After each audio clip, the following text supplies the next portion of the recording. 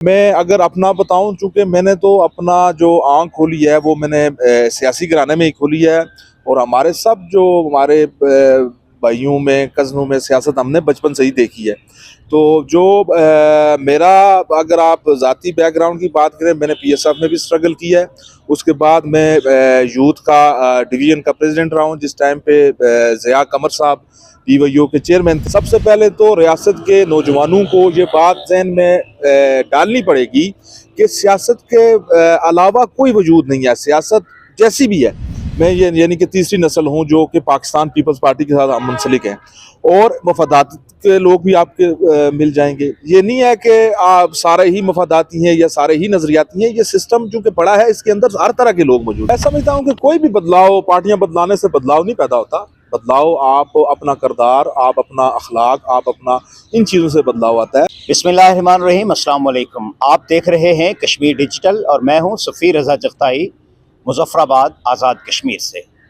आज हम आपकी मुलाकात आज़ाद कश्मीर के एक नौजवान उभरते हुए सियासी रहनुमा, साबिक़ मेंबर जम्मू कश्मीर कौंसिल परवेज़ अख्तर आवान के फ़र्जंद जवाद अख्तर आवान, जो कि पीएसएफ के एक मुतहर्रिक सरगर्म रहनुमा हैं और इसके साथ साथ समाजी सतह पर भी अपनी खिदमत अंजाम देते हैं। मौजूदा सियासी सूरत हाल में जब हर तरफ सियासी वफादारियाँ तब्दील करने का रुझान बढ़ रहा है और आज़ाद कश्मीर में एक सियासी अनारकी का सा माहौल है, इलेक्शन भी सर पर हैं, इस हवाले से हम इनसे बात करेंगे। बहुत शुक्रिया जवाद भाई। पहले तो आप थोड़ा अपना ख़ुद से अपना तारुफ करवा दें, अपना सियासी बैकग्राउंड बता दें। आपके ख़ानदान में सियासत कब से है और आपका अपना रुझान कब से है? जी, बिस्मिल्लाहिर्रहमानिर्रहीम। बहुत शुक्रिया सफ़ीर साहब आपका। देखिए, मेरे जो सियासत हमारे ख़ानदान से, मेरे दादा के वक्त से, जिस टाइम आज़ाद कश्मीर पूरे के अंदर जो सरमायादाराना निज़ाम था या तो जागीरदाराना निज़ाम था, उसके ख़िलाफ़ एक बगावत शुरू हुई। तकरीबन ये 80s की बात है। उस बगावत में मेरे दादा ने खावड़ा में जो है ना मुतवस्सत जितने भी तबके थे उनको लीड किया। उसके बाद से उस वक़्त से हम पाकिस्तान पीपल्स पार्टी का हिस्सा हैं और आज तक हम पाकिस्तान पीपल्स पार्टी का हिस्सा हैं। इस दौरान मेरे वालिद साहब पाकिस्तान पीपल्स पार्टी के मुख्तलिफ ओहदों पे वो फाइज रहे, जिसमें वो पहले तहसील के प्रेसिडेंट बने। पीपल्स पार्टी तहसील मुज़फ़्फ़राबाद के वो प्रेसिडेंट रहे, फिर पीपल्स पार्टी डिस्ट्रिक्ट मुज़फ़्फ़राबाद के वो प्रेसिडेंट रहे, फिर वो पीपल्स पार्टी के सेंट्रल ऑर्गेनाइज़र रहे पूरे आज़ाद कश्मीर के, और उसके बाद उस दौरानिया में ही वो मेंबर आज़ाद जम्मू कश्मीर कौंसिल के मनसब पे भी फाइज रहे। और मैं अगर अपना बताऊं, चूँकि मैंने तो अपना जो आँख खोली है वो मैंने सियासी घराने में ही खोली है। और हमारे सब जो हमारे भाइयों में कज़नों में सियासत हमने बचपन से ही देखी है। तो जो मेरा अगर आप ज़ाती बैकग्राउंड की बात करें, मैंने पीएसएफ में भी स्ट्रगल किया है। उसके बाद मैं यूथ का डिवीज़न का प्रेसिडेंट रहा हूँ, जिस टाइम पे ज़िया कमर साहब पीवाईओ के चेयरमैन थे। उसके बाद जब सरदार बबरक साहब पीवाईओ के चेयरमैन बने, मैं सेंट्रल प्रेसिडेंट रहा हूँ पीवाईओ ट्रेड विंग आज़ाद कश्मीर का। जो आज़ाद कश्मीर के अंदर देखें, नौजवान हूँ मैं भी, और अगर आप, और मैं हिस्ट्री का स्टूडेंट भी हूँ। मैंने अल्हम्दुलिल्लाह हिस्ट्री में मास्टर भी किया हुआ है। तो मुझे बड़ी दिलचस्पी है पॉलिटिक्स के साथ, बदलते सियासी हालात के साथ, पाकिस्तान के आज़ाद कश्मीर के जो लोकल हमारे इश्यूज़ हैं, समाजी इश्यूज़ हैं, किसी भी फ़र्द का जो भी मसाइल होते हैं उसके साथ मेरी जो है ना ख़ासी जो है ना दिलचस्पी होती है। सियासत को इबादत समझा जाता है और यही तसव्वुर पेश किया जाता है तमाम पॉलिटिकल पार्टीज़ की जानिब से कि हम आवाम के खादिम हैं। वो किस हद तक खिदमत कर रहे हैं? जो मौजूदा सिनेरियो है, अगर वो खिदमत कर रहे हैं तो ये अनारकी, अफरा तरफी, बेचैनी ये क्यों है? जी, देखें, सियासत बेसिकली खिदमत है। देखें, आपके पास कोई निज़ाम मौजूद नहीं है सियासत के अलावा। आप सियासत के अलावा अवामी खिदमत का कोई प्लेटफॉर्म ऐसा नहीं है कि जिसके ऊपर चल के आप लोगों को किसी भी सतह पर कोई उनको मोटिवेट कर सके या उनको आप कोई फ़ायदा पहुंचा सकें। सबसे पहले तो रियासत के नौजवानों को ये बात ज़हन में डालनी पड़ेगी कि सियासत के अलावा कोई वजूद नहीं है। सियासत जैसी भी है, फिर भी यही है, इसको ठीक करना है। नौजवानों की जो स्ट्रगल होनी चाहिए, इसी सियासत को जो इसके अंदर अनारकी है, ये जो भी है, इसको वापस उसके ट्रैक पे लाने की अगर नौजवान आज़ाद कश्मीर के स्ट्रगल करेंगे, जो खराबियां हैं सिस्टम की उसको दूर करने की कोशिश करेंगे, तो फिर जाके हम किसी स्टेज पे आप पहुंचेंगे। भी समझते हैं कि आज नजरियात की जगह पे मफादात ने जगह ले ली है और लोग नजरियात को पसे पुश डालकर अब मफादात की सियासत कर रहे हैं? जी बिल्कुल, देखें, इसमें आपको दोनों तरह के लोग मिल जाएंगे। नज़रियात की बेस पे सियासत करने वाले लोग भी मिल जाएंगे, जिसकी एक वाज़ेह मिसाल मैं आपके सामने ये मौजूद हूँ। मेरी तीसरी नस्ल, मैं ये यानी कि तीसरी नस्ल हूँ जो कि पाकिस्तान पीपल्स पार्टी के साथ मुंसलिक है, और मफादात के लोग भी आपके मिल जाएंगे। ये नहीं है कि आप सारे ही मफादाती हैं या सारे ही नज़रियाती हैं, ये सिस्टम चूँकि बड़ा है, इसके अंदर हर तरह के लोग मौजूद हैं।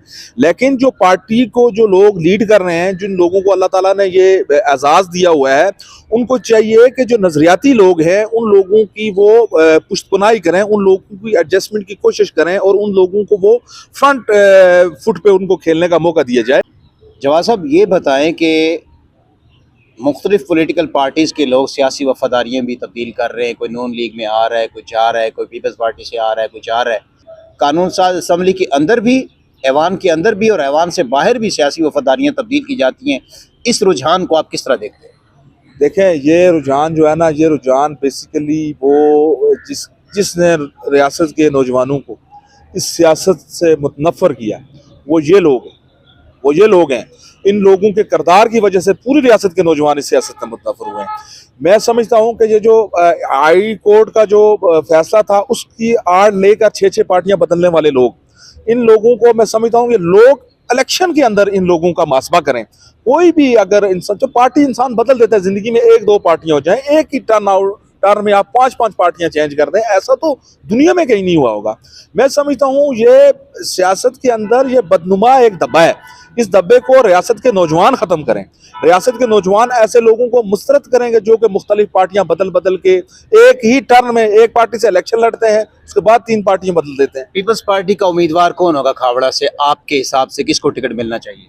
देखें, पीपल्स पार्टी का उम्मीदवार खावड़ा से इससे पहले तो लतीफ़ अकबर साहब रहे, ठीक है, उसमें और भी हो सकते हैं। देखें, पीपल्स पार्टी बेसिकली आप अगर खावड़ा में जाएं, खावड़ा में पीपल्स पार्टी एक जिम्मेदार अताद बना था, जिसके ऊपर पीपल्स पार्टी आज तक स्टैंड कर रही है। उसके अंदर मुख्तलिफ बरादरियाँ हैं, जिसमें हमारी जो आवान और थकियाल बरादरी, ठीक है, तुर्क हैं, सैयद हैं, उसके बाद गुज्जर बरादरी है, तो ये सारी बरादरियों ने मिलके एक प्लेटफॉर्म पे ये इकट्ठे हुए थे। तो पीपल्स पार्टी इनमें से किसी को भी टिकट दे सकती है, जो भी पीपल्स पार्टी का मैं समझता हूँ कि उम्मीदवार सामने आएगा। मुकाबले में कौन है? मुकाबले में मेरे ख्याल से अरीब मुकाबले में इस टाइम तो देखते हैं नून लीग का टिकट किसको जाता है। अगर नून लीग का टिकट साकिब मजीद साहब को जाता है तो वो भी मुकाबले में है, लेकिन मैं समझता हूँ कि पाकिस्तान पीपल्स पार्टी मजबूत है।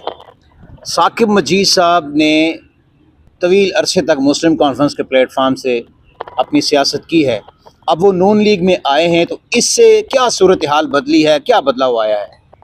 मैं समझता हूँ कि कोई भी बदलाव पार्टियां बदलाने से बदलाव नहीं पैदा होता। बदलाव आप अपना किरदार, आप अपना अखलाक, आप अपना इन चीज़ों से बदलाव आता है। मैं समझता हूँ कि मुझे तो बहसीयत कारकुन पाकिस्तान पीपल्स पार्टी इस चीज़ से कोई फ़र्क नहीं पड़ा कि अगर वो नून लीग में आ जाएं और उधर से इलेक्शन लड़ें या मुस्लिम कॉन्फ्रेंस में थे। ये बात ज़रूर है कि वो एक सियासी कारकुन है, उनको हमने कभी भी नज़रअंदाज नहीं किया कि वो कोई पैराशूटर नहीं है, वो ग्राउंड के ऊपर उन्होंने काम ज़रूर किया हुआ है।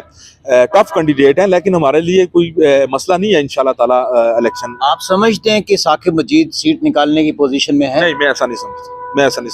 तो खावड़ा का फेवरेट उम्मीदवार किसको करार देंगे? पीपल्स पार्टी के उम्मीदवार। आज़ाद कश्मीर में ये एक आम सी बात तस्वर की जाती है कि तमाम फैसले कहीं लाड़काना में होते हैं, कहीं रायविंड में होते हैं, कहीं बनी गाला में होते हैं। इस तासुर के बारे में क्या कहें? देखें, इस तासुर के बारे में होते भी हैं और नहीं भी होते।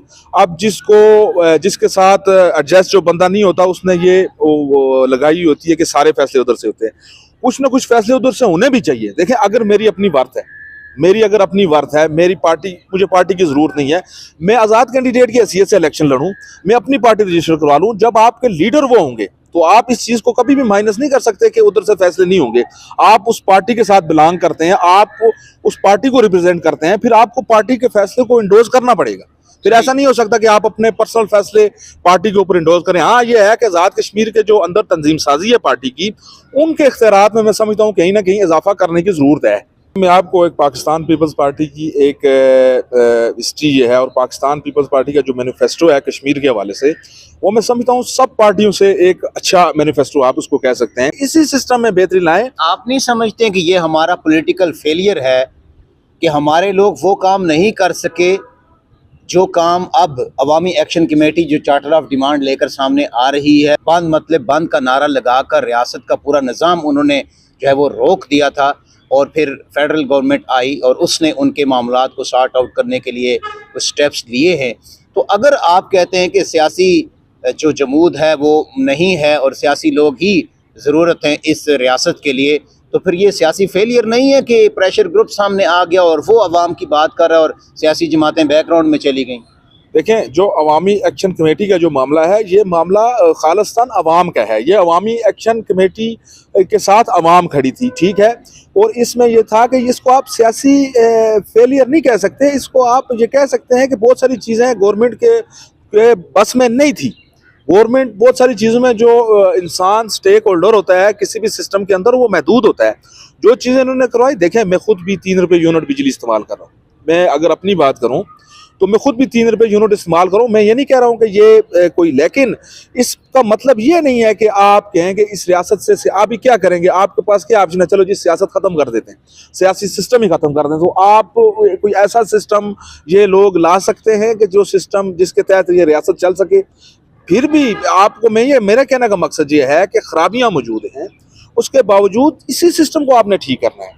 ये नहीं है कि आप खुद सियासत में आ जाएं खुद, या कोई और सिस्टम बताएं कि जिसके तहत रियासतें चलती हों, वो सिस्टम फिर इस रियासत। ये बताएं कि अवामी एक्शन कमेटी ने जब अवामी हकूक़ की बात की, तो आप नहीं समझते हैं कि कुछ ऐसे लोगों ने भी उसमें मदाखलत की या किसी भी अंदाज से वो उसमें आ गए, जिन्होंने रियासत के सामने एक आम आदमी को भी खड़ा कर दिया, जिन्होंने रियासत के हवाले से और ख़ास तौर पे मुमलकत खुदादाद पाकिस्तान के हवाले से, कौमी सलामती के इदारों के हवाले से एक जो मिसपरसेप्शन है वो कायम करने की कोशिश की। ऐसे नारे बुलंद किए गए जिससे कौमी वक़ार के मुनाफी जो बातें हैं वो सामने आईं। तो इस पर आप क्या कहेंगे? देखें, ये तो बात है जिसकी वजह से एक्शन कमेटी मैं समझता हूँ यूज़ हुई कहीं ना कहीं, लेकिन उसके बाद वो कहीं ना कहीं संभल भी गई। इसके अंदर ये था कि ये जो पूरा जो सोशल मीडिया और ये जो लोगों के दिमाग के अंदर जो बात डाली गई थी, ये सिर्फ रियासत में नहीं पूरे पाकिस्तान में ये चीज़ चल रही थी अदारों के ख़िलाफ़। इसको सिर्फ आप स्पेसिफिक एक्शन कमेटी के साथ नहीं जोड़ सकते। ये पूरे पाकिस्तान में ये बड़े अरसे से ब्रेन वाशिंग हो रही है लोगों की, सोशल मीडिया के ज़रिए। बाहर से चंद लोग बैठे हुए हैं जो कि पेड मीडिया है, वो रियासती अदारों के ख़िलाफ़, मुल्क के खुदादाद पाकिस्तान के ख़िलाफ़। देखें, हम अपनी जदोजहद कर रहे हैं, पाकिस्तान उसमें हमारी सपोर्ट कर रहा है, उस जदोजहद में, उस स्ट्रगल में पाकिस्तान हमारी सपोर्ट कर रहा है। अगर हम यहाँ रियासती अभी दारुल हुकूमत में मुज़फ़्फ़राबाद में मौजूद हैं, मैं समझता हूँ कि आम आदमी जो है ना वो पाकिस्तान के ऊपर एतमाद करता है, और पाकिस्तान के ख़िलाफ़ ये जो मुहिम ये जो चलाई गई थी, ये स्पेसिफिक आप इसको कश्मीर के साथ या कश्मीरियों के साथ जो जोड़ी जा रही है ये नहीं है। अलबत्ता ये था, ये पूरे पाकिस्तान में ये चीज़ चली है, लेकिन अब इसका खासी हद तक जो है ना सदेबाप हो गया है मुझे लगता है। ये बताएं कि अवामी एक्शन कमेटी ने एक बार फिर कॉल दी है कि वो दोबारा सड़कों पर आएगी, इसको आप किस तरह देखते हैं? देखें, अवामी एक्शन कमेटी को चाहिए कि, मेरी ये रिक्वेस्ट है उनसे और गवर्नमेंट ऑफ आज़ाद कश्मीर से भी, कि देखें आज़ाद कश्मीर में अभी नई गवर्नमेंट का वजूद अमल में आया है। रियासत का या इस दारुल हुकूमत का कोई भी बाशऊर आदमी ये नहीं कह सकता ये गवर्नमेंट मेहनत नहीं कर रही, ये गवर्नमेंट काम नहीं कर रही। दिन रात आपके सामने रात को 10 बजे तक प्राइम मिनिस्टर साहब अपने ऑफिस में बैठे हुए होते हैं। जो एक्शन कमेटी वाले मामलात हैं, उन्होंने फर्स्ट डे जब असम्बली में तकरीर की तो उन्होंने इसको ऑन किया कि हमें एक्शन कमेटी को तस्लीम करना होगा, इनके जो मामलात हैं ये हमारे मामलात हैं, इसको हम हल करने होंगे। उसके लिए जो उनके बस में था, मीटिंग्स भी हुई, कुछ चीज़ें चल भी रही हैं। कोई भी ऐसा पॉइंट नहीं आया है कि जिसके ऊपर government of Azad Jammu and Kashmir ने ये स्टेप लिया हो कि नहीं जी ये ऐसे नहीं होगा तो ऐसे होगा, जैसे था मनोवन उन्होंने तस्लीम किया, उसके ऊपर वो वर्क कर रहे हैं। तो मेरे ख्याल से जो अवामी एक्शन कमेटी है, इनको अगर रियासत की हुकूमत कहती है कि हमें थोड़ा सा टाइम दें, ये मामला हमने इस हद तक कर लिए, मजीद इस हद तक कर रहे हैं, वो सारा इसके सामने रखते हैं, तो उनको टाइम देना चाहिए मेरे ख्याल से। एक कमेटी बन गई है जिसमें कुछ एक्शन कमेटी के लोग भी शामिल हैं और कुछ दूसरे लोग भी शामिल हैं। आप समझते हैं कि मुहाजिरीन मुकीम पाकिस्तान की नशिस्तों के हवाले से जो ये कमेटी बनाई गई है, ये रिलायबल है, इसको काम करने देना चाहिए या कि एक्शन कमेटी को हड़ताल करनी चाहिए? देखें, जो हमारी रियासत का जो ढांचा है, इसके अंदर आप अगर मुहाजिरीन की नशिस्तों को सिरे से ही ख़त्म कर देंगे तो फिर हमें इस ढांचे की ज़रूरत नहीं रहेगी। मेरे ख्याल से हमें इस ढांचे की क्या ज़रूरत है? अगर आप के नुमाइंदगी उनको नहीं देंगे, हमारे भाइयों को, उनको आप नुमाइंदगी इस असम्बली के अंदर नहीं देंगे, फिर इस असम्बली की वक़्त ये अपनी खो देगी। इस हवाले से मैं समझता हूँ एक ग्रैंड मीटिंग, देखें, अगर हुकूमत के पास कोई अदर ऑप्शन है तो उसके ऊपर लोगों को कन्विंस करे, एक्शन कमेटी के अलावा भी मीडिया के ऊपर लोगों को कन्विंस करे कि ये है। अगर एक्शन कमेटी कहती है कि इसको नशिस्तें ख़त्म होने से कोई फ़र्क नहीं पड़ता रियासत को या इस असम्बली को कोई फ़र्क नहीं पड़ता, वो अपना वो पेश करे कि कैसे फ़र्क नहीं पड़ता, हम कैसे लेके चलेंगे, हम उन भाइयों को नुमाइंदगी कैसे देंगे। मई 2025 में मार्का हक हुआ, भारत ने हमला किया और पाकिस्तान की मसल्ह अफवाज ने उसको मुंह तोड़ जवाब दिया, इस पर आप क्या कहेंगे? देखें, मैं बस ये थे कश्मीरी, मैं पाक फौज की जितनी जो है ना, वो जो मार्का हक था, वो ऐसी बात नहीं थी वो कोई बहुत छोटा सा कोई हमला था या वो बहुत बड़ा एक अटैक था इंडिया की तरफ से। सबसे पहले लोगों को ये चीज़ समझ में आनी चाहिए वो कितना बड़ा अटैक था। और उस दौरान पाकिस्तान और इंडिया की जो उनकी हवा में जो उनकी डॉग फाइट हुई, वो इंटरनेशनल मीडिया ने लिखा कि दुनिया की तारीख की सबसे बड़ी डॉग फाइट थी, 35 मिनट्स की। तो मैं समझता हूँ कि पाक फौज ने जिस तरह से उभर के उस मार्का हक के बाद सामने आई है, ये पूरी दुनिया में आप देख लें कि जिस तरह से पाक फौज को पूरी दुनिया ऑन कर रही है, पूरी दुनिया और गल्फ कंट्रीज, सऊदी अरब, उसके बाद लीबिया के साथ अभी माहिदा हुआ है, तो ये सारी उस जो कामयाबी है पाक फौज की, उसी का समर है। उसके अंदर मैं समझता हूँ कि जो पाक फौज ने और खुसूसन फील्ड मार्शल साहब ने जो किरदार अदा किया है, जो इंडिया, जो कि हमसे बहुत बड़ी एक मैशत है, इस बात को हमें कभी इग्नोर नहीं करना चाहिए। उनका दिफाई बजट हमसे बहुत ज़्यादा है, उनके बाकी मामलात भी हमसे बहुत आगे हैं। तो मैं समझता हूँ कि ये पाकिस्तान की इतनी बड़ी कामयाबी है कि इस कामयाबी को अब संभाल के रखने की ज़रूरत है, क्योंकि जो इंडिया है वो बड़े बुरी तरीके से पूरी इंटरनेशनल दुनिया में वो जो है ना वो शिकस्त खुर्दा हुआ है। जैसे एक दुश्मन होता है, वो किसी टाइम भी पाकिस्तान के ऊपर जो है ना वो वापसी अटैक करने की कोशिश करेगा। तो पाकिस्तान और पाक फौज जो ये कामयाबी ये समेटी है, इसके ऊपर पूरी कौम को, और मैं ज़ाती तौर पर उनको मुबारकबाद पेश करता हूँ।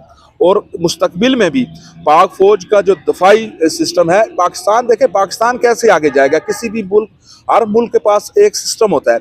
मैं समझता हूँ पाकिस्तान के पास पाक फौज मौजूद है। पाक फौज को जो मुस्लिम कंट्रीज़ हैं, जिस तरीके से उनके साथ वो दफाई एग्रीमेंट कर रही है, तो सरमाया तो मुल्क के अंदर ही आएगा।